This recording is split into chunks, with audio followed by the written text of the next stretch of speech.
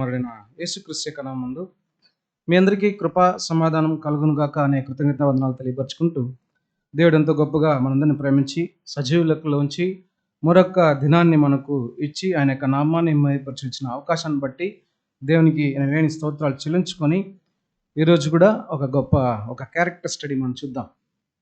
అనేక సంవత్సరాలు మనం చూస్తూ వస్తున్నాం. అనేక సంవత్సరాలుగా ఒక నూతన సృష్టిగా మనం ఏమవుతున్నామంటే పెరుగుతూ వస్తున్నాం. ప్రియమైన సహోదరులారా, ఈరోజు కూడా మనం చూసినట్లయితే ఒక క్యారెక్టర్ స్టడీని చూసినట్లయితే దానిలో ఖచ్చితంగా ప్రభువైన యేసుక్రీస్తు అపోస్తలుడైన పౌలు గురించి తనైన దేవుని గురించి మాట్లాడకుండా ఏ ఒక్క క్యారెక్టర్ స్టడీ కూడా కంప్లీట్ కాదు. వీళ్ళ ముగ్గురు గురించి ఖచ్చితంగా ఇక పాఠంలో మనం ఏమవుతాం, వింటాము. దానిలో వాళ్ళలో ఉన్నటువంటి విషయాలు మనం నేర్చుకుంటున్నాం. అదేవిధంగా ఈరోజు కూడా ప్రభువైన యేసుక్రీస్తు తనైన దేవుడు అపోస్తలుడైన పౌలు గురించి కూడా క్యారెక్టర్ స్టడీ అంటే మాట్లాడకుండా ఉండలేరు ఎవరు కూడా ఆ యొక్క పాఠంలో. అయితే ఈరోజు కూడా అపోస్తలుడైన పౌలు యొక్క జీవితంలో జరిగినటువంటి కొన్ని సంభవాల గురించి మనం చూద్దాం. పాఠం తలపు మనం చూసినట్లయితే ఆధార వాక్యం ఫిలిప్పీయులకు రాసిన పత్రిక 4వ అధ్యాయము 11వ వాక్యంలో మనం చదువుకున్న విధంగా చదవండి. ఆధార వాక్యము. నాకు కొదువ కలిగి ఉన్నందున నేను ఈలాగు చెప్పుట లేదు. నేను ఏ స్థితిలో ఉన్ననో ఆ స్థితిలో సంతృప్తి కలిగి నేర్చుకొని ఉన్నాను. చూడండి ప్రియమైన సహోదరులారా, ఆయన మాట్లాడుతున్నటువంటి మాట ఎలా ఉందంటే, నాకేదో కొదువుగా ఉంది అని చెప్పి ఈ మాట నేను చెప్పలేదు. ఎలా చెప్తున్నాడంటే నేను ఏ స్థితిలో ఉన్నానో ఆ స్థితిలో ఎలా ఉన్నాడంట, సంతృప్తి కలిగి నేర్చుకొని అంత ఆల్రెడీ ఏం చేసేసాడు. నేను నేర్చుకుంటూ ఉన్నాను లేదు కదా, నేను నేర్చుకున్నాను. మనం ఎంత నేర్చుకున్నాం? ఆయన 30వ సంవత్సరంలో 30 సంవత్సరాల తర్వాత ఆయన ఏం చేసుకున్నాడంటే బాప్తిసం తీసుకున్నాడు అపోస్తలుడైన పౌలు. ఆ 30వ సంవత్సరంలోనే జరిగినటువంటి సంభవాలు అన్నీ కూడా అనేక అనుభవాలు పొందుకొని ఆయన ఏ మాట మాట్లాడుతున్నాడంటే, నేను ఏ స్థితిలో ఉన్నానో ఆ స్థితిలో సంతృప్తి కలిగి నేర్చుకొని ఉన్నాను. నేను నేర్చుకునేసినాను. ఎలాంటి సిచ్యువేషన్ రాని, ఎలాంటి కష్టమైనా రాని, ఎలాంటి శోధనైనా రాని, నేను ఎలా ఉన్నాను?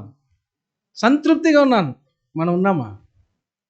మనకి ఏదో ఒక విషయము, కష్టమో లేకుంటే ఎవరి ద్వారా ఒక మాటనో వస్తే ఆ క్షణం ఏమైపోతాం?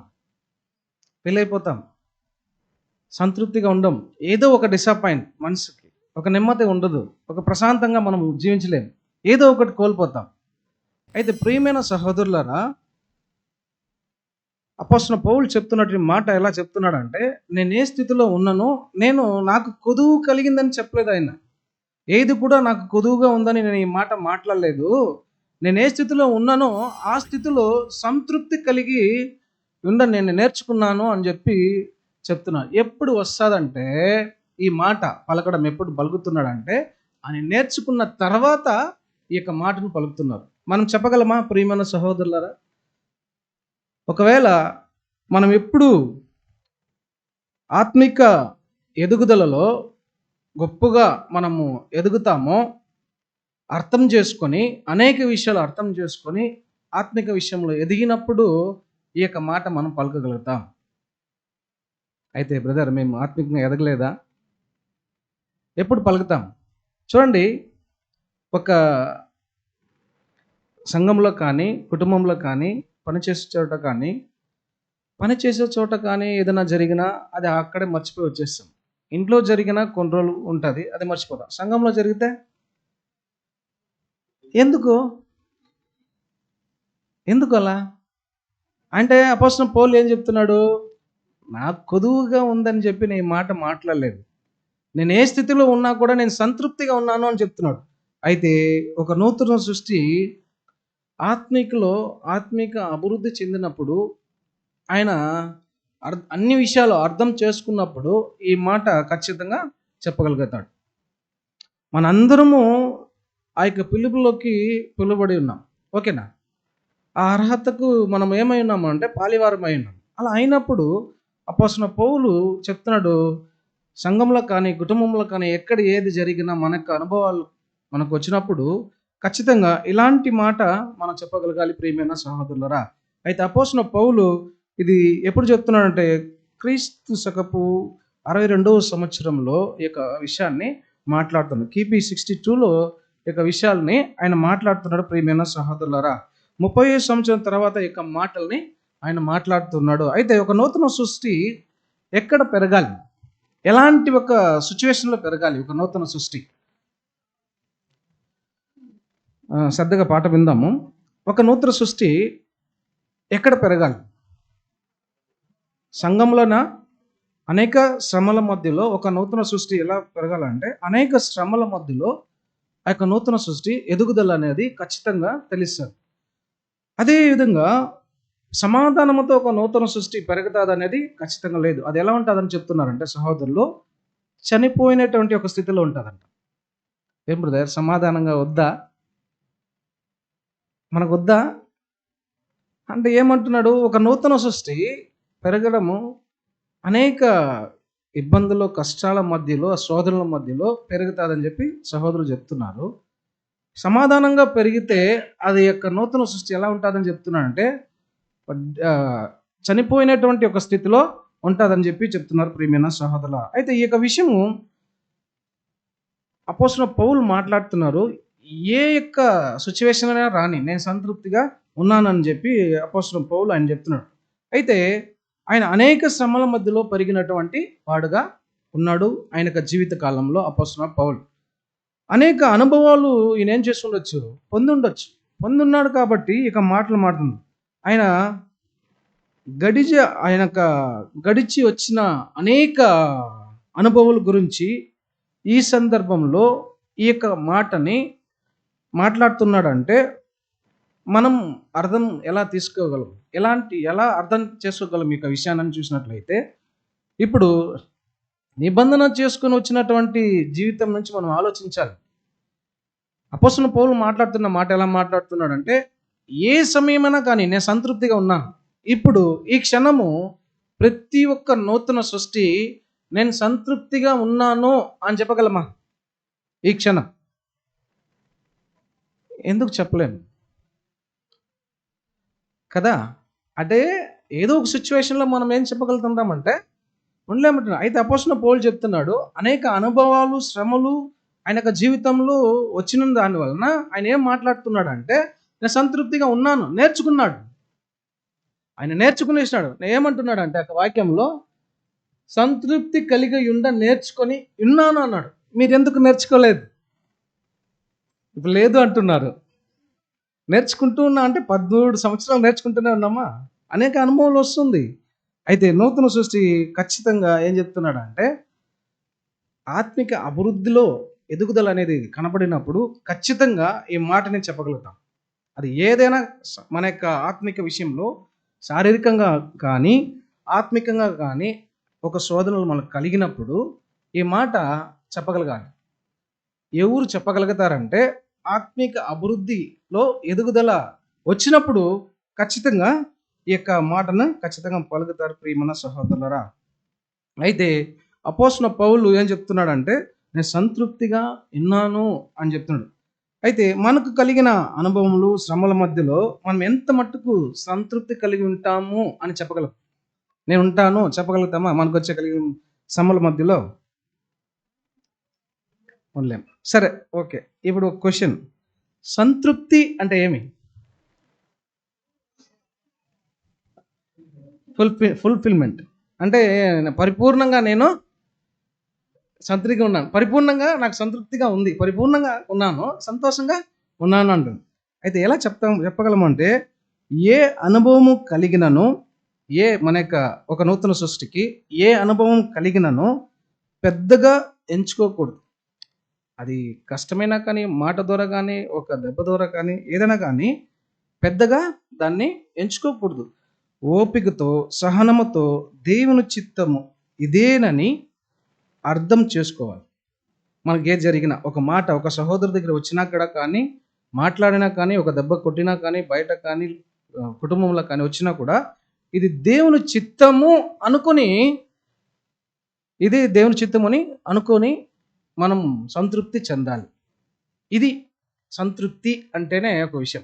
సంతృప్తి అనడానికి ఒక అర్థం. అయితే మనలో దేవుని చిత్తము పూర్తిగా, దేవుని చిత్తమునకు పూర్తిగా అర్పించడమే సంతృప్తి కలిగి ఉండడం. అర్థమవుతుందా?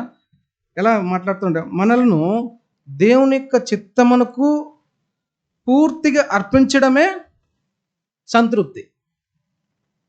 మనం పూర్తిగా అర్పించకుండా ఉండేటప్పుడు ఏమవుతుందంటే డిసప్పాయింట్ అయిపోతుంటాం. ఏమవుతుంటాం? అసంతృప్తిగా ఉంటాము. ఏమవుతుంటాం అంటే డిస్ఫెలోషిప్ అయిపోతుంటాము. ఆ సహోదరు మాట్లాడి ఈరోజు పోతుంది అనే మనస్థితికి వచ్చేస్తాం. అప్పుడు ఆయనలో ఏం లేదు, ఆయన ఏం చేయలేదు, దేవునికి ఆయన అర్పించలేదు. అతను ఏం చేయలేదంటే పూర్తిగా తనను దేవునికి అర్పించిన దాని వలన ఆయన అలాంటి పనులు చేస్తున్నాడు. అయితే ప్రియమైన సహోదరులారా, దేవునికి పరిపూర్ణంగా అర్పించినప్పుడు ఏం మాట వస్తుందంటే నేను సంతృప్తిగా ఉన్నాను అనేటట్టు మాట వస్తుంది. అర్పించినప్పుడు ఎలా ఉంటామంటే డిసప్పాయింట్ అయిపోయి నిష్ప్రయోజనం ఇదైపోతుంటాం ప్రియమైన సహోదరులారా. అయితే ఇప్పుడు చూడండి, ఒక గొప్ప సంతోషం వచ్చినప్పుడు, ఒక గొప్ప సంతోషం మనలో కలిగినప్పుడు మనం ఏం కాకూడదు అంటున్నాడంటే పొంగి పొర్లుపోకూడదు అంటాడు. గొప్ప సంతోషం ఏదో ఒక విషయంలో, సంఘంలో కానీ ఎక్కడో, మనం ఇప్పుడు ఆత్మీయంగా మాట్లాడుతున్నప్పుడు సంఘంలోనే వచ్చేస్తాం. ఇప్పుడు సంఘంలో ఏదో ఒక గొప్ప సంతోషమైనటువంటి విషయము మనకు కలిగింది. ఆ యొక్క విషయంలో ఏం అవ్వకూడదు అని అంటే పొంగి పొర్లకూడదు, తుల్లి పడకూడదు అంటున్నాడు. సరే, ఒక చాలా దుఃఖమైనటువంటి సంఘటన కలిగినప్పుడు చాలా దానికి బాధపడిపోకూడదు. బ్రదర్, ఆ మాటకి నేను తట్టుకోలేకుండా బాధపడుతున్నాను బ్రదర్. సహోదరుడు ఇలాంటి ఒక మాట నన్ను మాట్లాడేశాడు, ఇలా అడిగేశాడు బ్రదర్, నా వల్ల కావడం లేదు, జీర్ణించడానికి కావడం లేదు బ్రదర్ అని చెప్పి ఉండకూడదంట. ఎలా ఉండాలంటే రెండు విషయంలో కూడా, సంతోషం కానీ దుఃఖం కానీ న్యూట్రల్గా ఉండాలి. న్యూట్రల్ అంటే సమానంగా ఉండాలి. రెండు, అది దుఃఖమైనా సరే బ్యాలెన్స్డ్, రెండు బ్యాలెన్స్డ్. రెండు, దుఃఖమైనా సరే బాధ అయినా సరే పొంగి పొర్లిపోకూడదు. బాధ అయితే చాలా బాధపడిపోకూడదు. ఎలా ఉండాలంటే అర్థమైంది అనుకుంటాం, నార్మల్గా న్యూట్రల్గా ఉండిపోవాలి. నాకు ఇది దేవుడు ఇచ్చినటువంటి అనుమతి, నేను దీన్ని నేనేం చేసుకుంటాను, సంతృప్తిగా నేను ఉండాను అని ఏమైపోవాలని చూసినట్లయితే అలాంటి ఒక మనస్థితికి ఒక నూతన సృష్టి వచ్చేయాలంటున్నాడు ప్రియమైన సహోదరులారా. అయితే అపోస్తలుడైన పౌలు చెప్తున్నారు, నేను సంతృప్తిగా ఉండాను, నేను నేర్చుకునేసినాను అని చెప్పినప్పుడు ఖచ్చితంగా అన్ని విషయాల్లో ఎలా ఉంటాడంటే, ఆ దుఃఖమైనా సరే, బాధ అయినా సరే, లేకుంటే సంతోషమైనా సరే, ఆయన ఏది కూడా పొంగిపోరాడు, తుల్లిపడడు, సమానంగా సమాధానంగా ఉంటాడు ప్రియమైన సహోదరులారా. అయితే అపోస్తలుడైన పౌలు యొక్క జీవితంలో కొన్ని ఒక చాలా పాయింట్స్ ఉన్నాయి. ఈరోజు మనకు బిజినెస్ మీటింగ్ ఉంది కాబట్టి ఒక 5 పాయింట్స్ మనం చూసుకుందాం. ఆ 5 పాయింట్లో దేవుడు మనకు ఎలాంటి ఒక విషయాన్ని నేర్పించబోతాడు అనేది కూడా మనం చూద్దాం. ఈరోజు అపోస్తలుడైన పౌలు గురించి మన విషయాలు చదువుకొని దానిలో మనకేంటి పాఠం అనేది కూడా మనం చూద్దాం. మొదటి పాయింట్ మనం చూసినట్లయితే అపోస్తలులు రాసిన పత్రిక 9వ అధ్యాయము 26వ వాక్యము.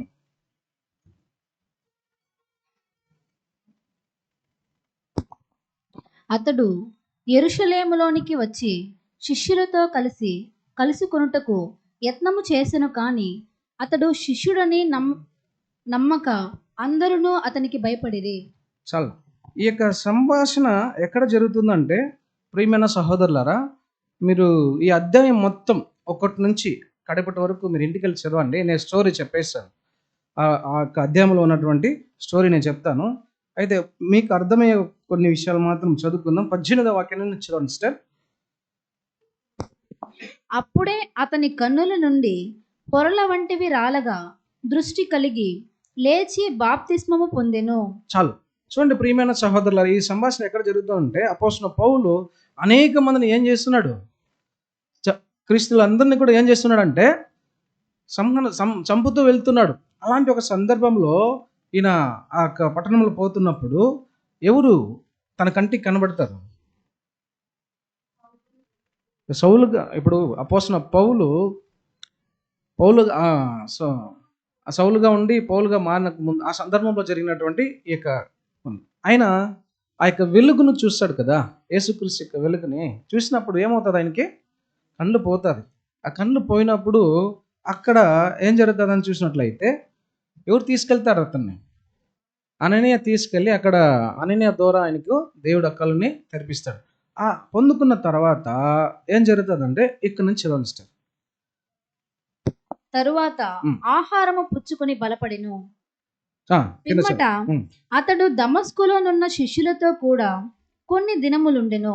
చాలు చూడండి, ఆ దమస్కులోనే ఆయన ఏం చేశాడని చూసిన వెంటనే అక్కడి నుంచి బాప్తిసం తీసుకొని అక్కడ ఆయన బాగా దృఢపడి అక్కడ నుంచి దమస్కులో నుంచి శిష్యులతో కూడా పోయి దేవుని యొక్క సువార్తను ఈయన కూడా చేయాలని చెప్పి ఆయన శిష్యులతో కలియాలని వెళ్తున్నాడు. వెళ్ళినప్పుడు శిష్యులు అతను చేర్చుకున్నారంటే కింద చదవండి. వెంటనే సమాజ మందిరములలో యేసే దేవుని కుమారుడని ఆయనను గూర్చి ప్రకటించుచూ వచ్చెను. ఎవరు ప్రకటిస్తున్నారు? అపోస్తలుడైన పౌలు. దానికి ముందు ఎలా ఉన్నారు? అనేక మందిని హింసిస్తున్నాడు, క్రైస్తవులందరినీ కూడా హింసిస్తున్నాడు. అలా హింసిస్తున్నప్పుడు ఎప్పుడు దేవుడు ప్రభువైన యేసుక్రీస్తు ద్వారా ఆ వెలుగు ద్వారా ఆయనకి కళ్ళు వచ్చిందో అప్పుడు అర్థం చేసుకుని దేవుని యొక్క సువార్తను ప్రకటించడానికి బయలుదేరినప్పుడు జరుగుతున్నటువంటి సంభవాలు చదవండి కింద. వినిన వారందరూ విభ్రాంతి నొంది యెరూషలేములో ఈ నామమును బట్టి ప్రార్థన చేయు వారిని నాశనము చేసిన వాడు ఇతడే కాడా? చూడండి ఎలా మాట్లాడుతున్నారు. ఎవరు? అపోస్తలుడైన పౌలునే ఎలా మాట్లాడుతున్నారంటే నాశనం చేసిన వాడు ఇతడే కదా, ఈయన ఏం చేస్తున్నాడు చదవండి. వారిని బంధించి ప్రధాన యాజకుల యొద్దకు కొనిపోవుటకు ఇక్కడికి కూడా వచ్చి ఉన్నాడని చెప్పుకొనిరి. ఈయన దేవుని సువార్తను ప్రకటించడానికి వచ్చినప్పుడు ఈయన ఏం చేస్తున్నాడంటే, అయ్యో ఈయనే కదా, ఈయన క్రీస్తులందరూ కొట్టి అక్కడ తీసుకెళ్తున్నాడని చెప్తూ మాట్లాడుతూ ఉన్నారు.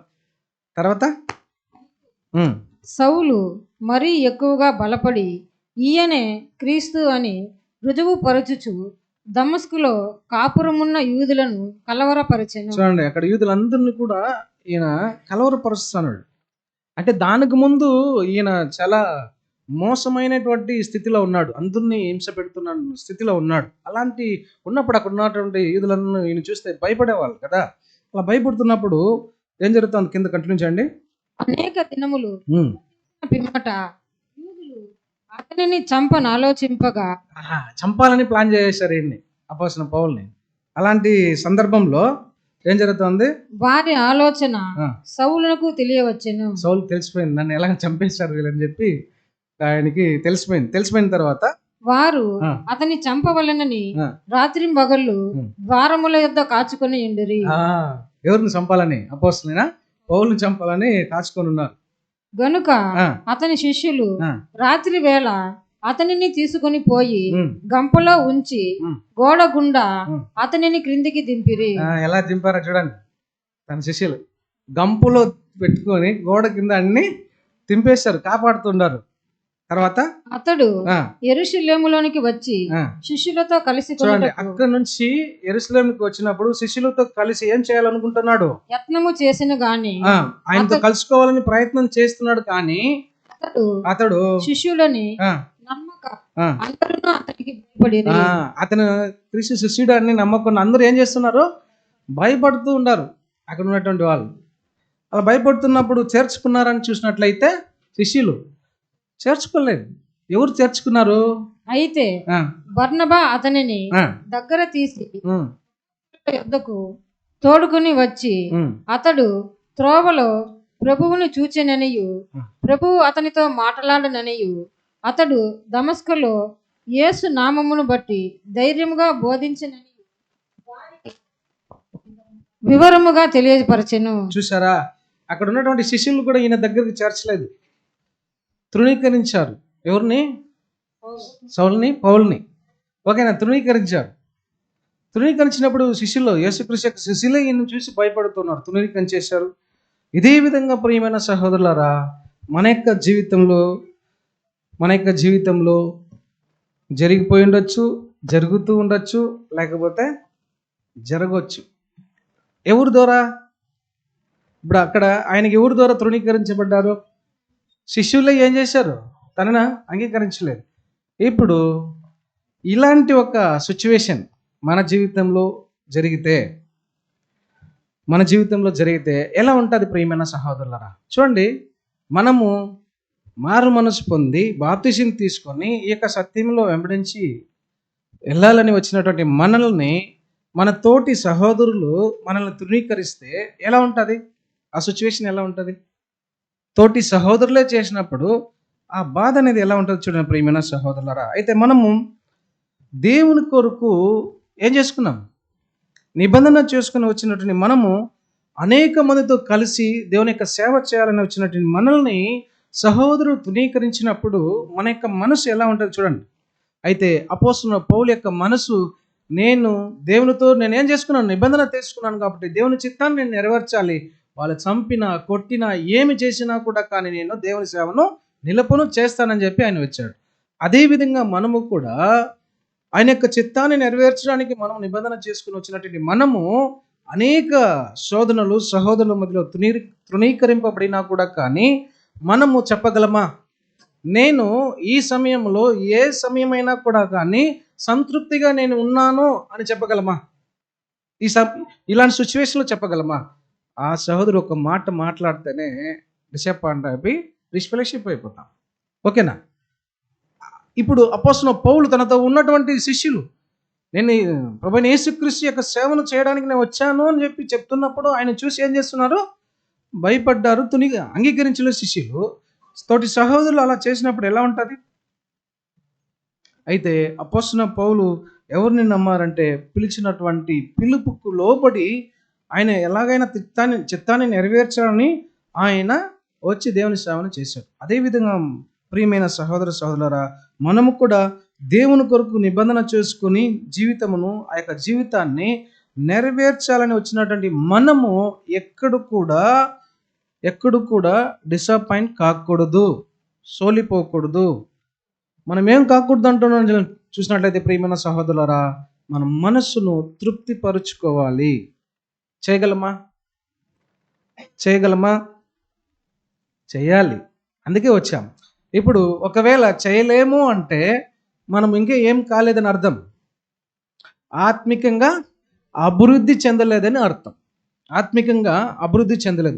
ఆత్మికంగా ఎవరెల్లా ఏ నూతన సృష్టిల్లా ఎదుగుదల కనబడుతుందో ఆ నూతన సృష్టి ఖచ్చితంగా ఈ యొక్క మాటను చెప్పగలుగుతారు. నేను ఏ సమయమైనా కూడా కానీ సంతృప్తిగా నేను ఉన్నాను అని చెప్పి చెప్పగలుగుతారు అభివృద్ధి చెందిన వాళ్ళు. అభివృద్ధి చెందని వాళ్ళు ఏమైపోతుంటారని చూసినట్లయితే డిసప్పాయింట్ అయిపోతూ ఉంటారు ప్రియమైన సహోదరులారా. అయితే శిష్యులు ఏ సపోర్ట్ కూడా వాళ్ళకి చేయలేదు అపోస్తలుడైన పౌలుకి.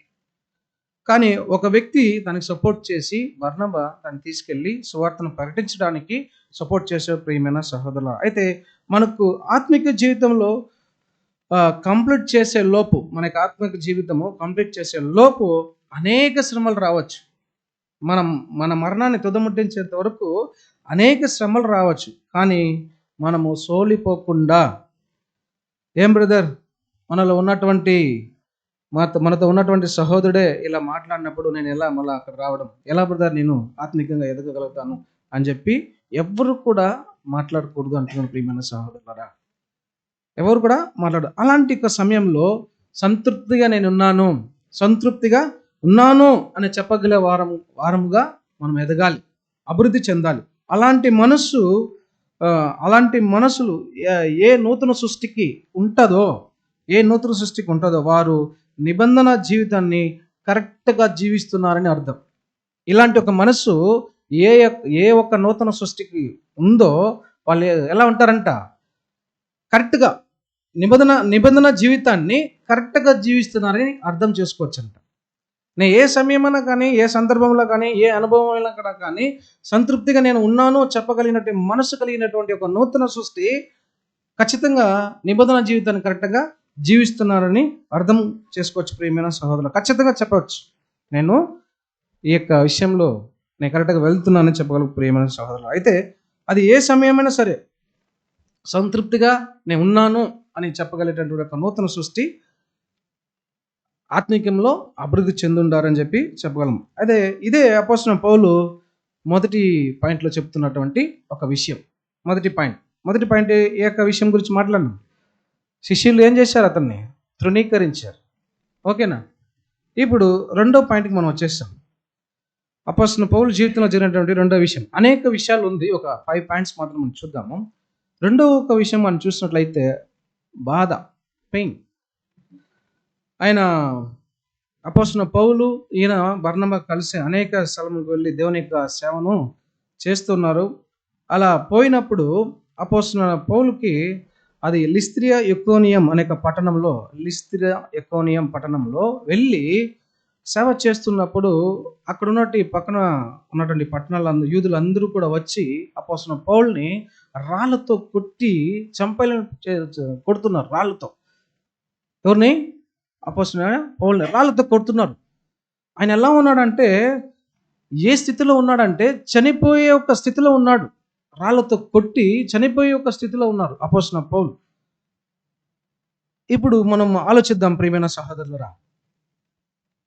వాక్యం చదివేసి తర్వాత మన యొక్క జీవితానికి మనం పోల్చుద్దాం. అపోస్తలులు రాసిన పత్రిక 14వ అధ్యాయము 19-20 చదవండి. అంత్యొకయ నుండి ఈకొనియ నుండి యూదులు వచ్చి జన సమూహములను తమ పక్షముగా చేసుకుని పౌలు మీద రాళ్ళు రువ్వి అతడు చనిపోయినని అనుకుని పట్టణము వెలుపలికి అతనిని ఈడ్చిరి. అయితే శిష్యులు అతని చుట్టూ నిలిచియుండగా అతడు లేచి పట్టణములో ప్రవేశించి చాలు. ఇప్పుడు 19-20 మాత్రం చదవండి. చాలు, కంప్లీట్ చేయండి. మరనాడు బర్నబాతో కూడా దెర్బేకు బయలుదేరిపోయెను. చాలు. చూడండి ప్రియమైన సహోదరులారా, ఇక్కడ ఆయన ఎలా కొడుతున్నా అంటే రాళ్లతో కొట్టి చంపేయాలని ప్లాన్ చేసినప్పుడు చచ్చిపోయేటట్టు ఒక స్థితిలో ఉన్నాడు. ఇక విషయం ఏ సందర్భంలో మాట్లాడుతున్నారంటే, అక్కడ ముందుగా చెప్పిన విధంగా బర్నబా అపోస్తలుడైన పౌలు కలిసి ఈ యొక్క పట్టణంలో దేవుని యొక్క సేవను చేస్తూ ఉన్నప్పుడు ఈయన చంపేయాలని అక్కడ యూదులు కలిసి పన్నాగం పని చేస్తున్నారు ఈ యొక్క కార్యాలు. దాంట్లోనే 4-5 వాక్యాలు చదవండి సిస్టర్. 14వ అధ్యాయం 4-5. ఆ పట్టణపు జన సమూహములు భేదములు పుట్టగా కొందరు యూదుల పక్షముగాను కొందరు అపోస్తలుల పక్షముగాను ఉండిరి. మరియు అన్య జనులను యూదులను తమ అధికారులతో కలిసి వారి మీద పడి వారిని అవమానపరిచి రాళ్ళు రువ్వి చంపవలెనని ఉండిరి. చూసారా, అక్కడ ఉన్నటువంటి యూదులంతా ఇలాంటి ఒక ప్లాన్ చేసుకొని చంపాలని చేస్తున్నారు. అయితే చూడండి ప్రియమైన సహోదరులారా, ఒక నూతన సృష్టిగా పిలువబడినటువంటి ప్రతి ఒక్కరు కూడా అనేక బాధలు పొందడానికే మనము ఈ యొక్క సత్యానికి వచ్చి ఉన్నాం. ఏ యొక్క మనిషి ద్వారా కానీ మాట్లాడే మాటల ద్వారా కూడా కానీ శారీరకంగా కానీ వచ్చేటువంటి శ్రమలు మనం ఎలా దాన్ని అంగీకరించాలని చూసినట్లయితే దాని కొరకే మనం వచ్చినామని యాక్సెప్ట్ చేయాలి. దీని కొరకే నేను వచ్చాను, ఇలాంటి శ్రమలు అనుభవించడానికే నేను వచ్చాను అని చెప్పి అంగీకరించే విధంగా మనం ఉండాలి. ఇప్పుడు దేవుని యొక్క సేవను చేసేటప్పుడు ఆయనకి ఏం చేస్తున్నారు? ఆయన యూదులందరూ కూడా రాళ్లతో కొడుతున్నారు. అపోస్తలుడైన పౌలు రాళ్ల దెబ్బ తింటున్నాడు. అయితే మనకి ఇప్పుడు ఆఖరి కాల సంఘంలో చూసిన మనకు ఒకవేళ దేవుడు ఇలాంటి ఒక సంభవం జరగాలని ఒక ఛాన్స్ పెట్టుంటే ఏమవుతాం? మనం రాళ్లతో కొట్టి చంపాలి. ఆఖరి కాల సంఘంలో చూసిన మనల్ని ఉన్నటువంటి లోక ప్రజలు మనం నిజమైన సత్యంలో జీవిస్తున్న సందర్భంలో అందరూ కలిసి ఇప్పుడు మనల్ని రాళ్ళతో కొట్టి చంపేయాలి, అగనిస్ట్గా చేస్తున్నారు వీళ్ళు కాబట్టి కొట్టి చంపేద్దామని వచ్చినప్పుడు మనం ఏం చేస్తాం? దెబ్బ తింటామా, దాక్కుంటామా, లేకపోతే రిటర్న్ కొడతామా? దానికంటే పెద్ద రాయి తీసి కొడతాం మనం. అలా చేస్తామా? ప్రియమైన సహోదరులారా, అపోస్తలుడైన పౌలు ఆయన చనిపోయే స్థితిలో ఉన్నా కూడా కానీ ఆయన ఏం చేశాడంట? 20వ వాక్యం చదివిస్తారు ఆఖరిగా. అయితే శిష్యులు ఉమ్, అతని చుట్టూ నిలిచి ఉండగా ఉమ్, అతడు లేచి ఉమ్, పట్టణంలో ప్రవేశించి ఉమ్. మరునాడు బర్నబాతో కూడా దెర్బేకు బయలుదేరిపోయెను. అది చూడండి, దెబ్బ తిన్నాడు, శిష్యులు తీసుకొచ్చి పెట్టారు. మరుసటి ఎక్కడికి వెళ్ళిపోయాడు? మరుసటి రోజే దేవుని సేవ చేయడానికి ఆయన వెళ్ళిపోయాడు. ప్రియమైన సహోదరులారా, అయితే దేవుడు నిర్ణయించి ఉంటే, ఒకవేళ ఆఖరి కాల సంఘంలో చేసిన మనల్ని ఇలాగా కొట్టి చంపాలని దేవుడు నిర్ణయించి ఉంటే మనం ఏమీ చేయలేం ఖచ్చితంగా. ఇప్పుడు మనం అప్పుడు ఊహించుకోవాలి, స్టెఫన్ ఎలా కొట్టారు కదా. ఇప్పుడు మనల్ని అలా కొడితే మనం ఎలా ఉండాలి? ఆ సమయం కూడా ఎలా ఉండాలంటే, నేను సంతృప్తిగా ఉన్నాను. రాళ్ళతో కొట్టే ఎలా కూడా నేను సంతృప్తిగా ఉంటాను. శారీరకంగా మనకు ఆలోచన అలా ఉంటుంది. అయితే అపోస్తలుడైన పౌలు చెప్తున్నాడు, నేను దేవుని చిత్తాన్ని చేయడానికి వచ్చాను, నేను దేవుని నామాన్ని మహింపరచడానికి వచ్చాను కాబట్టి ఎలాంటి శ్రమ, శోధన, కష్టం వచ్చినా కూడా కానీ నేను దాన్ని పెద్దగా ఎంచుకోను. నేను సంతృప్తిగా ఉన్నాను. మనము కూడా అలానే ఉండాలి ప్రియమైన సహోదరులారా. అయితే మనం దేవుని మీద నమ్మకం ఉంచి జీవించాలని వచ్చినప్పుడు మన యొక్క గురి ఎలా ఉండాలని చూసినట్లయితే తన చిత్తాన్ని నెరవేర్చే వరంగా మాత్రమే ఉండాలి. అనేక మాటల ద్వారా సంఘంలో సహోదరుల మధ్యలో మాటలు ఎలా ఉందంటే రాళ్ళతో కొట్టిన విధంగా వస్తుంది. శారీరక సంఘంలో చూసిన మనకి ఒక సహోదరుని ద్వారా రాళ్ళతో కొట్టినటువంటి విధముగా మాటలు వస్తుంది. అలా వచ్చినప్పుడు మనము ఏం చేయాలి? రిటర్న్ మాట్లాడాలా? మాట్లాడకూడదు. మాట్లాడినారా? చేసి నేను వదిలేసి దేవునికి మనం ఎవరితో నిబంధన చేసుకున్నాం? దేవునితో నిబంధన చేసుకున్నాం కాబట్టి ఆయన మనము సంతోషపరచాలి. వాళ్ళు మాట్లాడితే మాట్లాడండి. వాళ్ళేం అవ్వలేదని చూసినట్లయితే ఆత్మికంగా అభివృద్ధి చెందలేదు. మనము ఆత్మికంగా అభివృద్ధి, ఒకవేళ ఒక నూతన సృష్టి ఆత్మికంగా అభివృద్ధి చెందుంటే ఖచ్చితంగా అపోస్తలుడైన పౌలు మాట్లాడిన విధంగా నేను ఏ సమయమైనా కూడా కానీ సంతృప్తిగా ఉన్నాను, నేను నేర్చుకున్నాను అని చెప్పాలి. నేను ఎలా చెప్తున్నాను? అపోస్తలుడైన పౌలు నేను నేర్చుకున్నాను అని చెప్తున్నాడు. ప్రియమైన సహోదరులారా, అపోస్తలుడైన పౌలు రాళ్ళతో కొట్టినప్పుడు ఆయన రిటర్న్ ఏది కూడా మాట్లాడు. ఆయన లేచి నన్ను ఎందుకు కొడుతున్నారు? నేను న్యాయ ప్రమాణానికి ఏ తప్పు చేశాను? న్యాయ ప్రమాణాలకి నేను ఏ తప్పు చేశాను చెప్పండి చూద్దామని రిటర్న్ అడిగితే వాళ్ళు చెప్పగలుగుతారా? యూదులు ఒక్కరు కూడా ఆన్సర్ చేయలేదు. ప్రియమైన సహోదరులారా, అయితే ఎందుకు ఈయన మాట్లాడలేదని చూసినట్లయితే ఈయన తప్పు చేయలేదు. ఎవరు తప్పు చేయలేదు? అపోస్తలుడైన పౌలు తప్పు చేయలేదు కాబట్టి ఈయన ఒక్క మాట కూడా రిటర్న్, వాళ్ళు కొడుతుంటే కొట్టు, మాట్లాడని అని రిటర్న్ ఏ ఒక్క విషయం కూడా మాట్లాడలేదు. ప్రియమైన సహోదరులారా, అయితే మనం ఏమి చేయకూడదని చెప్తున్నాడంటే, నీతి చేసి ఆ నీతికి అనేక రాళ్ళు మన మీద పడుతుంది. నీతి చేస్తున్నాం, ఆ నీతి చేయడం వల్ల అనేక రాళ్ళు మన మీద పడుతుంది. అలా పడుతున్నప్పుడు ఆ నీతిని మనం ఏం చేయకూడదు అంటే జడ్జిమెంట్ చేయకూడదు. అర్థమవుతుందా?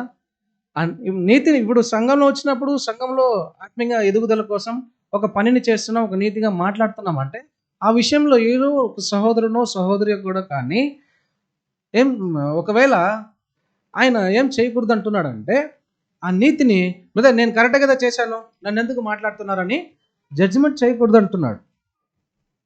ఎవరు కూడా జడ్జిమెంట్ చేయకూడదు. అపోస్తలుడైన పౌలు అక్కడ చేయలేదు. ప్రియమైన సహోదరులారా, మనం ఇలాంటి అనేక రాళ్ళ దెబ్బలు తినడానికి మనం ఏమైనామంటే పిలువబడినాం. ప్రియమైన సహోదరులారా, ఆ రాళ్ళతో కొట్టడానికి పిలువబడినాం. మనము రిటర్న్ అడగకూడదు. మన నీతే చేసినా కూడా నీతిని జడ్జిమెంట్ చేయకూడదు అంటున్నాడు. నీతిని జడ్జిమెంట్ ఎలా చేయకూడదు అంటున్నాడు అంటే, బ్రదర్ నేను మంచిగా కదా చేశాను బ్రదర్, నన్ను ఎందుకు ఇలా మాట్లాడతారు అని కూడా అడగకూడదంట. మన నాయకు కూడా కావాలని కూడా అడగకూడదు. ఇప్పుడు అపోస్తలుడైన పౌలు అదే చేస్తున్నాడు అక్కడ. ఇప్పుడు ఆయన న్యాయ ప్రమాణాలకు నేను ఏ తప్పు చేశాను అని చెప్పి అడిగితే వాళ్ళు ఆన్సర్ చేయలేరు. అక్కడ ఉన్నటువంటి ప్రజలు ఆన్సర్ చేయలేరు. అది ఇక్కడ శారీరకంగా చూస్తున్న మనం ఆన్సర్ చేద్దామంటే జడ్జిమెంట్ చేస్తాం. మనం ఏం చేస్తాము? జడ్జిమెంట్ అనేది చేస్తాం ప్రియమైన సహోదరులారా. అయితే ఎక్కడ కూడా మనము నీతిని తీర్చనే కూడదు అంటున్నాడు. ఈ అనుభవాలు అన్నీ కూడా దాటి వెళ్ళడానికే, ఇది పొందుకుని వెళ్ళడానికే మనం వచ్చినాం. ముందుగానే చూసాం, ఒక నూతన సృష్టి సమాధానముతో పెరగడం చాలా కష్టం. సమాధానంతో ఒకవేళ పెరిగితే ఆ చనిపోయిన స్థితిలో ఉంది ఒక నూతన సృష్టిని అర్థం. నాకు సమాధానమే కావాలి అని అనుకుంటే అది చనిపోయిన స్థితిలో ఉంటుంది. ఇలాంటి శ్రమలు వచ్చినప్పుడు మనం అనుకోవాలంటే నేను ఆత్మికంలో అభివృద్ధి చెందున్నాను, నేను అన్ని విషయాలు సంతృప్తిగా అపోస్తలుడైన పౌలులాగా నేను కూడా ఉంటాను అని చెప్పగలిగేటటువంటి ఒక మనస్తత్వం మనలో వచ్చేయాలి ప్రియమైన సహోదరులారా. అప్పుడు క్రీస్తు వలె మనం ఏమవుతామని చూసినట్లయితే ఎదుగుతాం. క్రీస్తు వలె అపోస్తలుడైన పౌలు క్రీస్తు వలె ఎదిగారు. ఆయన చేసిన కార్యాలన్నీ కూడా మీరు చూడండి, క్రీస్తుకు అపోస్తలుడైన పౌలుకు జరిగినటువంటి శ్రమలు, అనుభవాలు అన్నీ కూడా ఇంచుమించు దగ్గరగా ఉంటాయి. ఇద్దరికి జరిగినటువంటి శ్రమలు, అనుభవాలు ఇద్దరికి దగ్గరగా ఉంటుంది.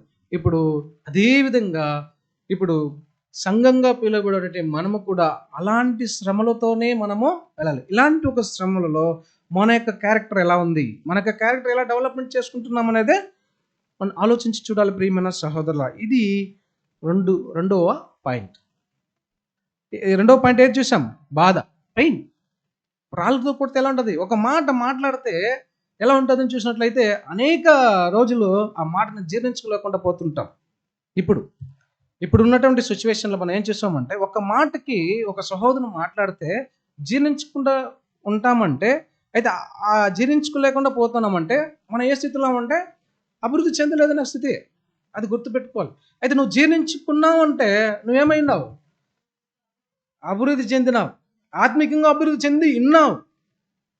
నువ్వు కానీ అభివృద్ధి చెందుంటేనే అలాంటి ఒక మనసు నీలో వస్తుంది. చెందుతూ ఉన్నావు అంటే ఈరోజు మాట్లాడతావు, నెక్స్ట్ సండే మళ్ళీ యథాప్రకారం అయిపోతుంది. నువ్వేమవుతున్నావు అంటే అది యథాప్రకారంగా చేస్తుంది, కంటిన్యూ వెళ్తుంది. నేను నేర్చుకున్నాను అంటే, ఒక పనిని నేర్చుకుంటే ఆ పని పరిపూర్ణంగా చేయగలవు. ఏదో ఒక వృత్తి పని మనం నేర్చుకుంటే అది ఎలా చేస్తామంటే, అది పర్ఫెక్షన్గా ఒక బొమ్మను తయారు చేయాలనుకోండి, అది చేతిలో మన కళ, దేవుడు ఇచ్చినటువంటి కళ, అది చేసి నేర్చుకున్నప్పుడు ఆ బొమ్మ అవుట్పుట్ ఎలా వస్తుందంటే బ్రహ్మాండంగా వస్తుంది. అదేవిధంగా ప్రియమైన సహోదరులరా, మనము ఈ యొక్క అనుభవాలన్నీ పొందుకొని సంతృప్తిగా ఉండడానికి నేను నేర్చుకున్నానని చెప్తే ఎలా ఉంటుంది చూడండి ప్రియమైన. అదే చెప్తున్నాడు అపోస్తలుడైన పౌలు. అనేక బాధల మధ్యలో, శ్రమల మధ్యలో కూడా ఆ విషయాన్ని ఆయన చెప్తున్నాడు. ఇప్పుడు 3వ పాయింట్కి మనం వచ్చేస్తాం. ఇప్పుడు ఇలా జర్నీ కంప్లీట్ చేసి గలతీయులకు పత్రిక రాస్తున్నాడు అపోస్తలుడైన పౌలు. గలతీయులకి ఒక పత్రిక రాస్తున్నాడు. ఆ రాస్తున్నప్పుడు ఆ గలతీలో ఉన్నటువంటి ప్రజలు ఎలా మాట్లాడుతున్నారంటే, నేను మీతో నిజం మాట్లాడి దాని వలన మీకు నేను శత్రువు అయితినా, నేను నిజం చెప్పిన దాని వలన నేను మీకు శత్రువు అయితినా అంటున్నాడు. గలతీయులు 4వ అధ్యాయము 16వ వాక్యము తర్వాత 19వ వాక్యం చదువు. నేను మీతో నిజమాడినందున మీకు శత్రువైతినా. చూసారా ఎంత బాధతో చెప్తున్నాడంటే, మీరు ఆ అధ్యాయం మొత్తం చదవండి. అపోస్తలుడైన పౌలు గలతీయులకి దేవుని యొక్క ప్రణాళికను, సత్యాన్ని ప్రకటిస్తూ వాళ్ళకి నేర్పిస్తూ వస్తున్నాడు. అనేక విషయాలు మంచి సత్యములు బోధిస్తూ వచ్చిన తర్వాత అక్కడ ఉన్నటువంటి ప్రజలు ఏం చేస్తున్నారు? సగం ప్రజలు ఏం చేస్తున్నారంటే ఈయనకి విరోధంగా మాట్లాడుతున్నారు. ఎవరికి? అపోస్తలుడైన పౌలుకి మాట్లాడిన మాటలకి విరోధంగా మాట్లాడుతున్నారు. ఎలాంటి మాటలు మాట్లాడుతున్నారంటే, మీరు అధ్యాయం మొత్తం చదవండి, మీరు ఇంటికి వెళ్ళి చదవండి, ఈ యొక్క సంభవం మీకు బాగా అర్థమవుతుంది. అయితే ఈ యొక్క 16వ వాక్యంలో ఎంత బాధతో మాట్లాడుతున్నాడంటే, నేను మీతో నిజం మాట్లాడినందున మీకు శత్రువునైతినా. ప్రియమైన సహోదరులరా, ఇప్పుడు సంఘములో మనం కూడా సత్యం నేర్చుకుని సత్యం పట్ల ఆ సత్యాన్ని మాట్లాడినప్పుడు ఏమవుతాము అంటే, ప్రియమైన సహోదరులరా, ఏమవుతాం? శత్రువే అవుతాం. తమిళ్లో ఒక సామెత ఉంది, ఉండాంత కేట ఊరు వరందుడుమా కదా.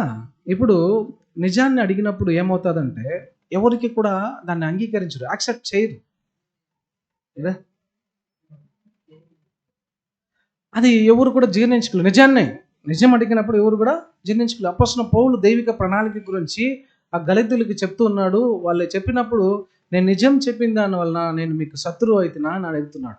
ఆయన ఎంతగా చెప్పాడంటే దైవిక ప్రణాళిక మొత్తం విషయాలు కూడా వాళ్ళు నేర్పించాడు. నేర్పించిన తర్వాత అనేక పరిశుద్ధులు అక్కడ ఉన్నారు. అనేక పరిశుద్ధులకి దేవుని యొక్క సత్యాన్ని చెప్పినప్పుడు ఆ పరిశుద్ధులు ఎలా మాట్లాడుతున్నారంటే ఆయన్ని శత్రువుగా చూస్తున్నారు. ప్రియమైన సహోదరులారా, అయితే మనము పరిశుద్ధులుగా ఇక్కడ మనం కూర్చున్నాం. పరిశుద్ధులుగా మనం అందరం కూడా కూర్చున్నటువంటి సందర్భంలో ఇప్పుడు ఒక సహోదరుడు కానీ ఏదో దేవుని యొక్క చిత్త ప్రకారము దైవిక ప్రణాళిక ప్రకారం ఒక మాటలు మాట్లాడినప్పుడు అది మనం ఎలా ఆలోచించాలని చూసినట్లయితే ఇది మంచిది, ఇది చెడు అని చెప్పినప్పుడు ఆత్మికంగా మనం ఆలోచించి ఇది మంచిదైతే తీసుకోవాలి, చెడుదైతే వదిలేయాలి. ఈ బ్రదర్ ఎప్పుడు చూసినా సంఘం వచ్చినప్పుడు టైం గురించే మాట్లాడతాడా, సమయం గురించే మాట్లాడతాడు. కరెక్ట్గా రానంటారు, కరెక్ట్గా కూర్చొని అంటారు, సమయానికి కూర్చొని డిసిప్లిన్ ఫాలో చేయడానికి. ఇది పద్ధతి. ఇది చెప్పినప్పుడు బ్రదర్ మీరు ఏం బ్రదర్ లాస్ట్ సండే రాలేదు, ఏం brother every week days classes attend కావాలి అడిగినప్పుడు ఎలా అవుతామంటే అతనికి మనము ప్రతి వారం మీరు అడగండి, ఒక సహోదరుని అడుగుతూ రండి. మీతో ఎక్కువ కమ్యూనికేషన్ పెట్టడం వల్ల కారణం ఏమి? తనలో ఏం లేదు, భయం భక్తి లేదు, ఆత్మిక అభివృద్ధి లేని దానివల్ల ఆయన ఎలా తీసుకుంటున్నాడు అంటే మనల్ని చెప్పే అతన్ని శత్రువుగా ఎన్నుకుంటున్నాడు. అయితే అపోస్తలుడైన పౌలు ఇలా శత్రువుగా ఎన్నుకున్నా కూడా కానీ ఆయన ఏమంటున్నాడంటే కింద వాక్యం చదవండి సిస్టర్. వారు మీ మేలు కోరి మిమ్మును ఆసక్తితో వెంటాడువారు కారు, మీరే తమ్మును వెంటాడవలెనని మిమ్మును బయటికి త్రోసివేయ కోరుచున్నారు. నేను మీ యొద్దకు ఉన్నప్పుడు మాత్రమే గాక ఎల్లప్పుడూ మంచి విషయములు ఆసక్తిగా నుండుట యుక్తమే. చూడండి, నేను మీ యొద్ద ఉన్నప్పుడు మాత్రమే కాక ఎల్లప్పుడూ మంచి విషయాల్లో ఆసక్తిగా నుండుటకు యుక్తమే. ఈ విషయాలన్నీ మీరు చదవండి, కింద వెళ్ళి మీరు చదవండి. ఇక్కడ ఆయన సత్యానికి దుర్బోధగా మాట్లాడుతున్నారు అక్కడ ఉన్నటువంటి ప్రజలు. ఇలా మాట్లాడుతూ ఇవి తప్పు అని మళ్ళా వచ్చి చెప్తున్నాడు గళితీయులకి. వీళ్ళు చేస్తున్నట్టు అన్ని కూడా కార్యాలు అన్ని తప్పు అని చెప్పి అపోస్తలుడైన పౌలు చెప్తున్నప్పుడు వాళ్ళు ఏం చేస్తున్నాడంటే నేను నిజం చెప్తే మీకు శత్రువుగా అయిపోయినానా అని చెప్పి అన్నాడు. ఇలాంటి ఒక అనుభవం మనలో వచ్చిందా లేదో తెలియదు, కానీ మన యొక్క జీవితాల్లో మనం ఉన్నటువంటి అందరిలో ఇలాంటి ఒక అనుభవం వచ్చిందో లేదో తెలియదు, కానీ ఒకవేళ ఉంటే ఆ బాధను మనం ఎలా అర్థం చేసుకోగలం? ఒకవేళ వచ్చిందనుకోండి, ఆ బాధని ఎలా అర్థం చేసుకోండి. ఇప్పుడు ఒక సహోదరుడు మనల్ని మాట్లాడినప్పుడు ఏం బ్రదర్ ఎప్పుడు చూసినా మీరు నన్ను తిడుతూనే ఉంటారు, ఏం బ్రదర్ మీరు ఇది కరెక్ట్ కాదు, ఇది కరెక్ట్గా చెప్తూనే ఉంటారు అంటే ఆయన అంగీకరించాలి. ఆ సహోదరుడు తప్పు చెప్పడు కదా, ఆత్మికంగా మంచి విషయాలు కదా బోధిస్తాడు, అది అంగీకరించాలి. అయితే ఆయన అంగీకరించకుండా మనల్ని శత్రువుగా ఎన్నుకున్నప్పుడు కూడా మనం ఏం చేయకూడదంటే తనని బాధ పెట్టకూడదు, తన సహోదరుడుగానే మనం చూడాలి. అయితే ప్రియమైన సహోదరుల, మనం దేవుని యొక్క చిత్తాన్ని నెరవేర్చడానికి వచ్చినటువంటి మనము ఇలాంటి ఒక సిచ్యువేషన్లో కూడా అసంతృప్తి కలిగి ఉండకూడదు, సంతృప్తి కలిగి ఉండాలి. ఇప్పుడు శత్రువు అంటే ఏం చెప్పగలం? శత్రువు అనడానికి అర్థం ఏమి?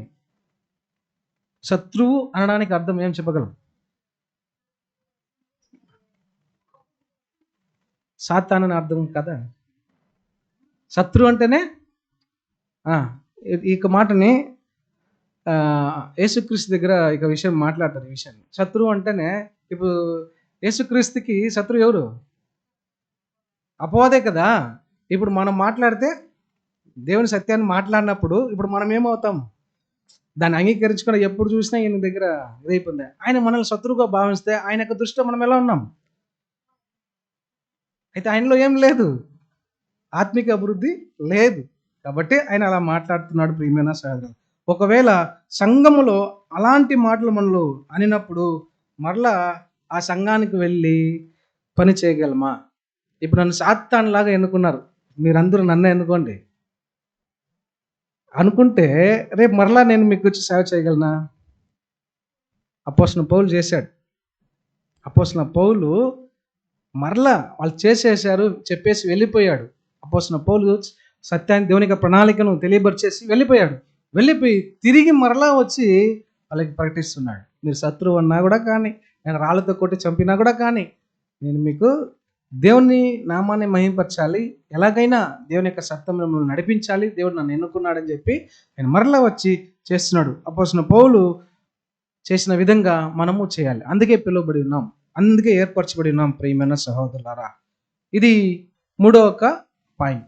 నాలుగోదిగా మనం చూసినట్లయితే అపోస్తల కార్యము 16వ అధ్యాయము 24-25 వాక్యాలు చూడవచ్చు. 16వ అధ్యాయము 24-25. అతడు అట్టి ఆజ్ఞను పొంది వారిని లోపలి చెరసాలలోనికి త్రోసి వారి కాళ్లకు బొండ వేసి బిగించెను. అయితే మధ్యరాత్రి వేళ పౌలును సీలయు దేవునికి ప్రార్థించుచు కీర్తనలు పాడుచూ నుండిరి, ఖైదీలు వినుచుండిరి. చూడండి, దేవుని యొక్క సత్యాన్ని వాళ్ళు అక్కడ ప్రకటిస్తున్నప్పుడు ఈయన ఏం చేస్తారంటే తీసుకెళ్ళి ఆ యొక్క దేశ ప్రజలు, రాజు ఏం చేస్తాడంటే తీసుకెళ్ళి చెరసాలలో వేసేస్తాడు. ఎవరెవరిని? సౌలును తీసుకెళ్ళి వేసేసి ఏం వేశారంటే వాళ్ళ కాళ్ళకి బొండ వేసి, అంటే సంఖ్యల్లో వేసేసి పెట్టేశారు. పెట్టినప్పుడు ఇప్పుడు ఒకవేళ మనల్ని ఇలాగా ఏదో ఒక సిచ్యువేషన్లో, సంఘ సహోదరులు ఏదో ఒక సిచ్యువేషన్లో జైల్లో తీసుకెళ్ళి వేసేసారు. వేసినప్పుడు అప్పుడు తన యొక్క ఆలోచన ఎలా ఉంటుంది? ఆయన ఎలా మాట్లాడతారు చెప్తారా? ప్రాక్టికల్గా మాట్లాడుకుందాం, చెప్పండి. ఇప్పుడు జైల్లో నన్ను తీసుకు వేసేసినారు, నా యొక్క ఆలోచన ఎలా ఉంటుందని నేను చెప్తాను. నన్ను తీసుకొచ్చి వేసేసారు, సంఘంలో ఉన్న సహోదరు ఒక్కరు కూడా నన్ను ఫోన్ చేసి మాట్లాడలేదే, ఎవరు కూడా చూడడానికి రాలేదే. ఫస్ట్ అదే వస్తుంది. ఎలా వస్తుంది? ఎవరు కూడా నాకు ఫోన్ చేసి నన్ను విచారించలేదే, నాతో మాట్లాడలేదే. మొదట అదే వస్తుంది ఆలోచన. ఎవరికి? ఇక్కడ ఉన్నటువంటి శారీరకంగా జీవిస్తాన్ని మనకి ఒక నూతన సృష్టికి వచ్చేటటువంటి ఒక ఆలోచన. అయితే అపోస్తలుడైన పౌలు ఏం చేస్తున్నారంటే అక్కడ ఎలా చూడండి, దేవుని సేవ చేసిన దానివల్లనే తను తీసుకెళ్ళి చెరసాలలో వేసేసారు. వేసినప్పుడు ఆయనకు బాధ రావాలి కదా, దాంతో ఉన్నటువంటి శిష్యులు కూడా వచ్చి తీసుకెళ్ళి వెళ్ళుండొచ్చు కదా, కానీ రాలేదు. ఆయన మనలాగా ఆలోచించాడా? లేదు ప్రియమైన సహోదరులారా, ఆయన మనలాగా ఆలోచించలేదు. ఆయన ఎలా ఆలోచించాడంటే దేవుని చిత్తాన్ని నెరవేర్చాలి, అది ఏ సందర్భమైనా కానీ ఎక్కడైనా కానీ నేను దేవుని నామాన్ని మహింపరచాలి. అయితే మనము నన్ను ఎవరు చూడడానికి రాలేదే, నాతో ఎవరు మాట్లాడలేదే. ఫస్ట్ వస్తుంది, నేను ఒక వారం ఎక్లీషియాకి పోలేదు, నాకు ఫోన్ చేసి ఎవరు మాట్లాడలేదే. వాళ్ళతో నిబంధన చేసుకున్నావు, నువ్వు వారి కొరకు నిబంధన చేసుకున్నావా? ఎవరి కొరకు నిబంధన చేసుకున్నావు? దేవునితో నిబంధన చేసుకున్నావు. నీకు దేవుని చిత్తాన్ని నెరవేర్చడానికి నువ్వు నిబంధన చేసుకున్నావు, దేవునితో చేసుకున్నావు, ఆయనతో కాదు కదా, సంఘ పెద్దతో కాదు కదా, సంఘ సహోదరులతో కాదు కదా. అలా అడగచ్చా? అడగకూడదు ప్రియమైన సహోదరులారా. నాకు హెల్త్ సరిలేదు, ఎవరు కూడా నాకు ఫోన్ చేసి మాట్లాడలేదే, నన్ను ఎవరు పరామర్శించలేదే అని చెప్పి అడుగు. అయితే ప్రియమైన సహోదరులారా, మనం అపోస్తలుడైన పౌలు వలె ఏ సమయమైనా, ఏ సందర్భమైనా, ఏ సిచ్యువేషన్ కూడా కానీ దేవుని నామాన్ని మహింపరచాలి. అక్కడ ఆయన దేవుని నామాన్ని మహింపరిచాడు. 18వ వాక్యం నుంచి చదవండి, కొన్ని విషయాలు మనకు అర్థమవుతుంది. ఆమె ఇలాగూ అనేక దినములు చేయుచుండెను కనుక పౌలు వ్యాకులపడి దాని వైపు తిరిగి, నీవు ఈమెను వదిలిపొమ్మని యేసుక్రీస్తు నామమున ఆజ్ఞాపించుచున్నానని ఆ దయ్యముతో చెప్పెను. వెంటనే అది ఆమెను వదిలిపోయెను. ఆమె యజమానులు తమ లాభ సాధనం పోయేనని చూచి పౌలును సీలను పట్టుకొని గ్రామపు చావడిలోనికి అధికారుల యొద్దకు ఈడ్చుకుని పోయేరి. అంతటా న్యాయాధిపతుల యొద్దకు వారిని తీసుకుని వచ్చి, ఈ మనుష్యులు యూదులై ఉండి రోమీయులమైన మనము అంగీకరించుటకైనను చేయుటకైనను కూడని ఆచారములు ప్రచురించుచు మన పట్టణము గలిబిలి చేయుచున్నారని చెప్పిరి. చూసారా, వీళ్ళు దేవుని యొక్క సత్యాన్ని చెప్తున్నటువంటి సందర్భంలో పట్టణాన్ని ఎక్కడ ఉన్నటువంటి వాళ్ళు ఏం చెప్తున్నారంటే గలిబిలి చేస్తున్నారు, కన్ఫ్యూజన్ చేస్తున్నారు. వీళ్ళు తీసుకెళ్ళి ఏం చేయండి, చెరసల్లో వేసేయండి అని చెప్పి చెరసల్లో తీసుకెళ్ళి వేసేసారు. వేసిన తర్వాత ఏం జరుగుతుందంటే 25, 24, 25, 26 చదువు. అతడు అట్టి ఆజ్ఞను పొంది వారిని లోపలి చెరసాలలోనికి త్రోసి వారి కాళ్లకు బొండ వేసి బిగించెను.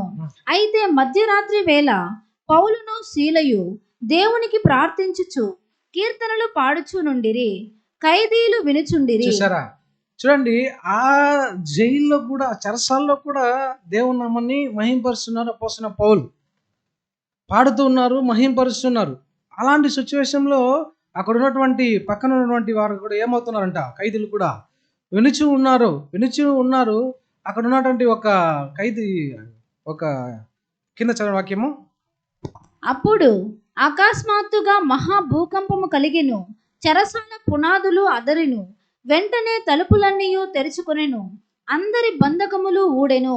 అంతలో చెరసాల నాయకుడు మేలుకొని చెరసాల తలుపులన్నీ చెరసాల నాయకుడు అక్కడ మేలుకున్నాడు.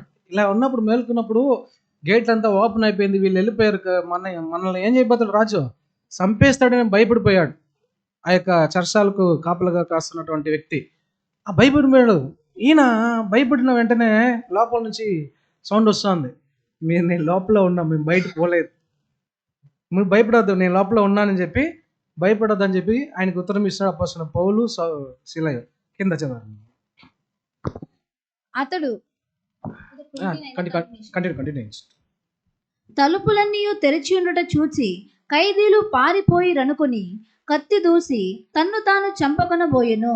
అప్పుడు పౌలు, నీవు ఏ హానియు చేసుకొనవద్దు, మేమందరము ఇక్కడనే ఉన్నామని బిగ్గరగా చెప్పెను.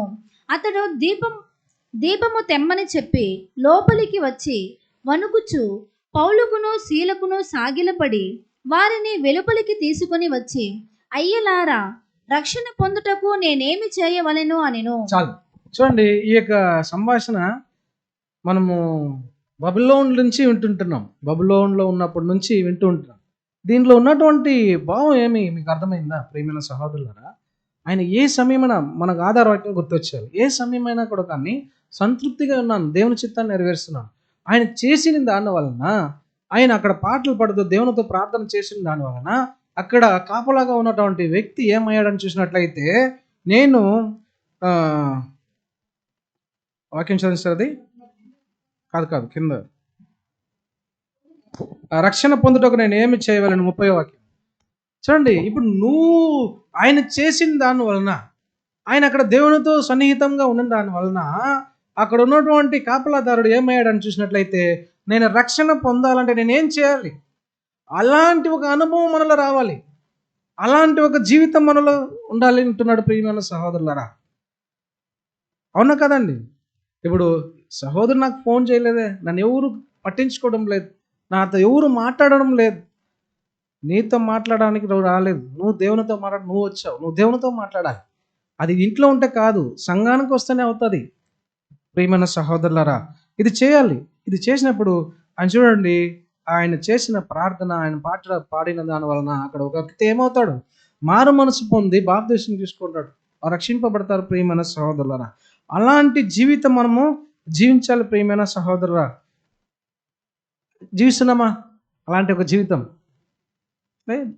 బాధ కలిగితే చాలు, ఆ వారం అంతా డిసప్పాయింట్, ఈ వారం అంతా బాధపోలేదు కాదు. ప్రియమైన సహోదరులారా, అపోస్తలుడైన పౌలు అది ఏ సమయమైనా కానీ సంతృప్తిగా ఉన్నాడు. మనము అలాంటి ఒక స్థితికి మనం వచ్చాలి.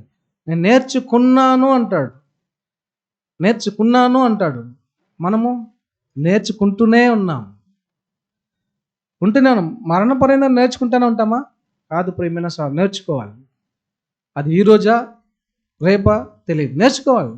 అయితే ఎప్పుడు అపోస్తలుడైన పౌలు చెప్పిన విధంగా, ఫిలిప్పీలు 4:11 చెప్పిన విధంగా, ఏ సమయమైనా కూడా కానీ నేను సంతృప్తిగా ఉండటకు నేర్చుకున్నాను. మన ఒక నూతన సృష్టి ఖచ్చితంగా ఇది ఫాలో చేస్తే ఆయన యొక్క ఆత్మిక జీవితం ఎక్కడో వెళ్తాదని చెప్తున్నాడు ప్రియమైన సహోదరులు. అభివృద్ధి ఎక్కడికో వెళ్తాదని చెప్తున్నాడు. ఇది 4వ పాయింట్. 5వ పాయింట్కి వచ్చేసాం. అపొస్తలుల కార్యము 19వ అధ్యాయము 29-30 వాక్యం చదువుకున్నాం. పట్టణము బహు గలిబిలిగా ఉండెను. మరియు వారు పౌలుతో ప్రయాణమై వచ్చిన మాసిదోనియ వారైన గాయియును అరిస్తర్కును పట్టుకొని దొమ్మిగా నాటకశాలలో చొరబడిరి. పౌలు జనుల సభ యొద్దకు వెళ్ళదలచెను, కానీ శిష్యులు వెళ్ళనీయలేదు. అక్కడ ఎఫెసు పట్టణంలో పెద్ద కలవరం జరుగుతూ ఉంది. అక్కడ ఏం చెప్తున్నాడంటే ఆ కలవరానికి కారకుడు అపోస్తలుడైన పౌలు అని చెప్తున్నాడు. ఏం చెప్పాడంటే అపోస్తలుడైన పౌలు దేవుని సత్యాన్ని ప్రకటిస్తున్నాడు. అక్కడ దేవుని యొక్క మనుషులు కట్టేటటువంటి దేవాలయంలో, చేతుల ద్వారా కట్టినటువంటి ఆ యొక్క ఆలయంలో దేవుడు ఉండు అని చెప్తున్నాడు. ఇలా చెప్పినప్పుడు అక్కడ ఉన్నటువంటి ప్రజలందరూ కూడా ఈ కలవరం, ఈ యొక్క ప్రాబ్లం క్రియేట్ చేసింది అపోస్తలుడైన పౌలు అని చెప్పి అక్కడ చెప్తున్నాడు.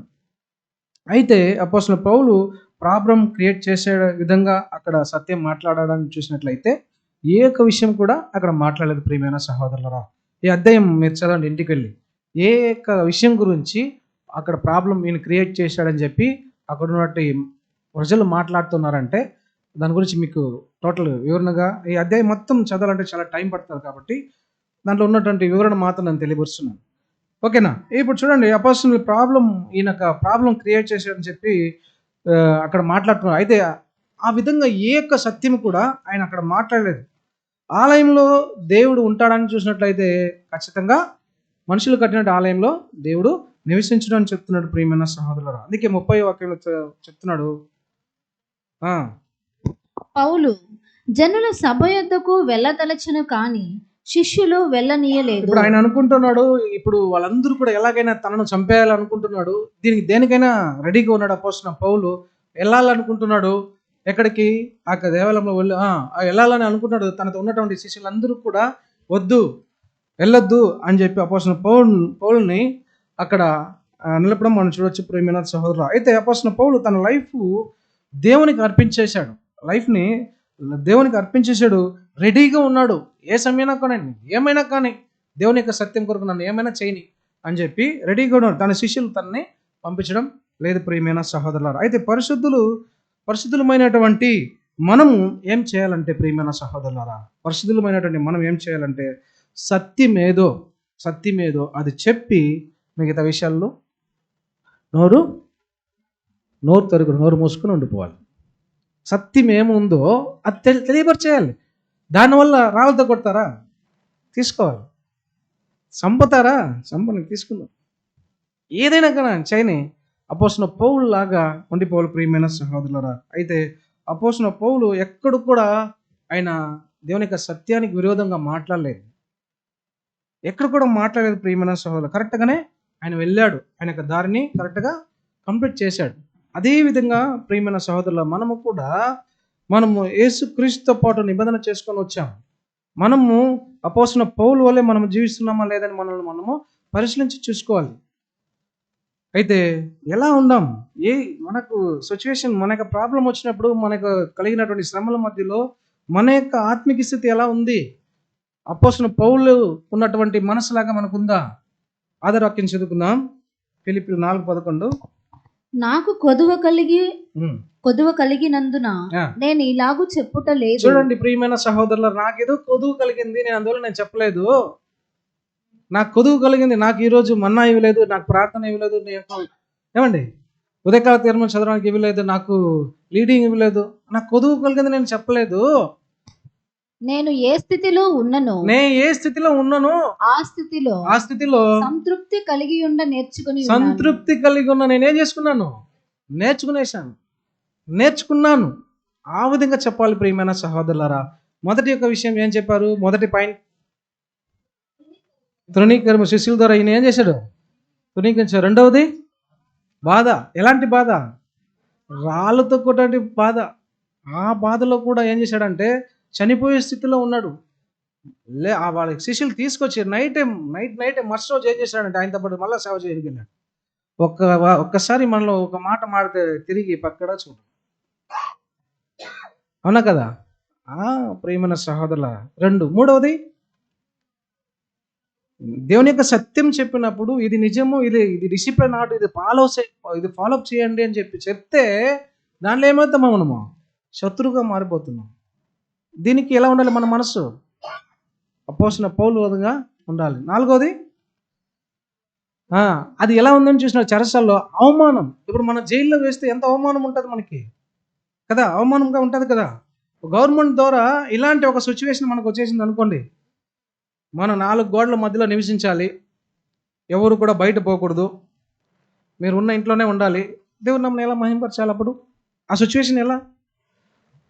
ఆ సమయంలో కూడా నేను సంతృప్తిగా ఉన్నాను అనేటువంటి మనసు మనకు వచ్చేవాళ్ళు ప్రియమైన సహోదరులారా. ఆఖరిది, ఐదవది, అక్కడ కూడా దేవుని యొక్క సత్యం, నిజమైన సత్యం మాట్లాడినప్పుడు తృణీకరించబడ్డాం. సత్యం మాట్లాడినప్పుడు ఈయన ఏం చేశాడు? అపోస్తలుడైన పౌలుని, అది ఏది కూడా దైవిక ప్రణాళికకు విరోధంగా ఆయన మాట్లాడలేదు. ఆయన ఏం చేసేసాడంటే ప్రాబ్లం క్రియేట్ చేసేసాడు. ఈయనే ప్రాబ్లం, ఇది దేవుని యొక్క ఆలయంలో దేవుడు ఉండడం చెప్పేసాడు అని చెప్పి, దీనికి కారకుడు అపోస్తలుడైన పౌలు అని చెప్పి వీళ్ళే ప్రాబ్లం క్రియేట్ చేశారు. ఇప్పుడు మనం అలాగా చూడండి, సత్యం చెప్పాలన్నప్పుడు సత్యం చెప్పాలి, తెలియపరచాలి, మిగతా విషయాలు మనము నోరు మోసుకోవాలి ప్రియమైన సహోదరుల. ఇలాంటి ఒక అనుభవము మనకు వచ్చేయాలి.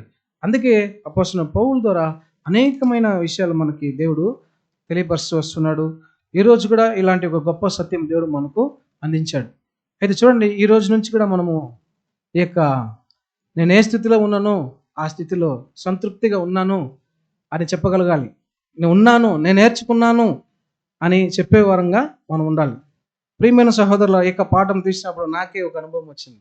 నేను అనేక అనుభవాలతో శ్రమల మధ్యలో, ఇబ్బందుల మధ్యలో నేను వచ్చినాను కూడా, నాకు ఇది పాఠం, ఇది నాకే అనే దేవుడు ఇచ్చినటువంటి ఒక పాఠంగా నేను భావించాను. రాత్రంతా కూడా నేను ఆలోచించాను, ఇది నా కొరకే అనుకున్నాను.